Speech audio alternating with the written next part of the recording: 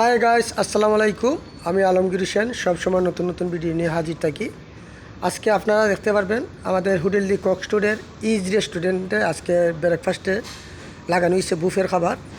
এটা এখানে আছে আমাদের বুফে দুইটা লাগানো হয়েছে, দুই পাশে দুইটা বুফ, ওই পাশে একটা বুফ, ওই পাশে একটা।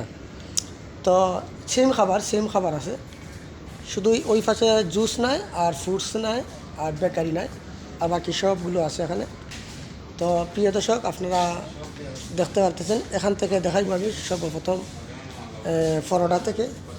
এখানে প্লেট রাখা হয়, এখানে চামিচ, এখানে দেখেন আচার আছে।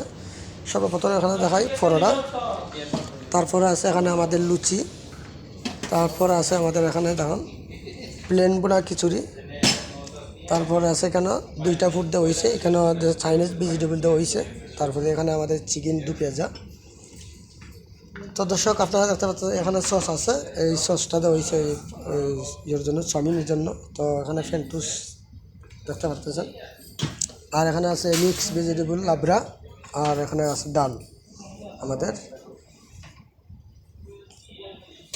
ডাল, আর এখানে ডেজার লাগাইয়ে দেওয়া হচ্ছে, আপনারা দেখতে পাচ্ছেন। এগুলো আমাদের ডেজার, আজকের ডেজার ছিল আমাদের ব্রেড বাটার পুডিং।